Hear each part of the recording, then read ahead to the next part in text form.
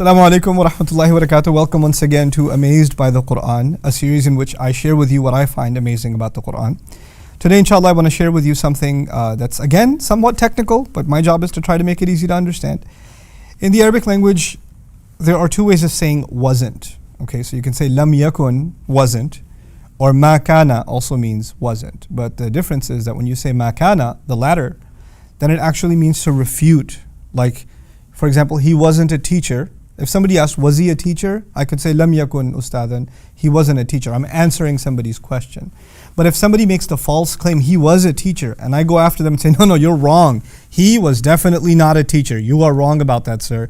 Then I don't say lam yakun, I say ma kana ustadan. So the word ma, basically, to make it easy, the word ma is used for refutation purposes. It's there to correct an incorrect assumption. Okay.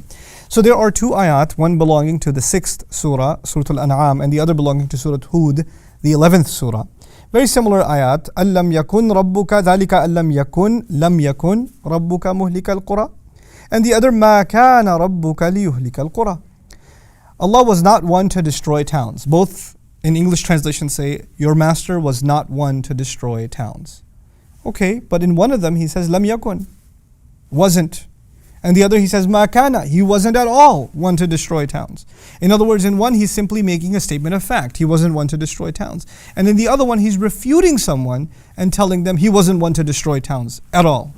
So why refute one in one case? It's the same exact statement. Why make it refutational in one context and make it simply a matter of fact in the other? You'll notice in Surah Al-An'am where he just states it as a matter of fact. It's not even a debate with someone. He's not correcting anyone. It's actually a scene describing Judgment Day. And on Judgment Day, all arguments have come to an end. There's nothing to refute. It's all fact now. Nobody denies anything anymore. So he puts it as a matter of fact. As a matter of fact, your master was never one to just destroy towns, bi-dhulmin, wrongfully. He would never do that. On the other hand, if you study Surah Hud, it's actually talking about a debate happening between the believer and the disbeliever in this world, where the disbeliever is making a claim that your God destroys nations wrongfully. And he's being corrected and he's being told, no, he doesn't destroy nations wrongfully at all. Ma kana. So every even phrase that you find in English translation, exactly the same, is actually very different in the Arabic, you know. And then there's the other really beautiful thing here. Destroyer of towns. Destroyer of towns, muhlika al-qura, as opposed to destroys towns. Now think about the English. Destroyer is a noun. Destroyer of towns, therefore, are two nouns, destroyer and towns. But if I say, your master doesn't destroy towns, or he would never destroy towns, when you use the verb, right, it's different. So actually, in the scene that's on about Judgment Day, he used a noun for destroying. He called himself a destroyer of towns, muhlika al-qura. But in the scene that's describing this world, he says he destroys towns. He used a verb. Now what's the difference between a noun and a verb? A noun is permanent, set, unchanged, immobile. And a verb is shifting. Like a verb is an act that's taking place or might take place. But it's not a constant.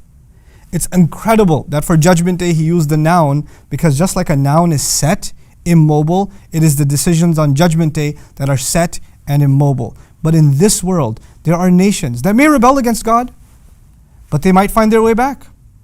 Allah's decision about them hasn't been set in stone. They still have a chance to earn forgiveness. He didn't condemn anybody and make any nation God-forsaken, as the term is used.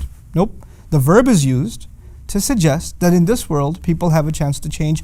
Entire nations have a chance to change. Allah will never destroy a nation wrongfully. The verb is used because he hasn't become a destroyer of them. Had he used the word destroyer, their fate would have been sealed. So the people who argue, well, number one, that he did that before, or to imply that he'll do it again, both of those are refuted just in the language that is captured inside the ayah, which to me is not only the part of the literary beauty of the Quran, but in that literary beauty, what is captured is the loving mercy and justice of Allah subhanahu wa ta'ala. May Allah once again give us the ability to reflect on the Quran as it deserves to be reflected on. Barakallahu li wa lakum. Wassalamu alaikum wa rahmatullahi wa barakatuh.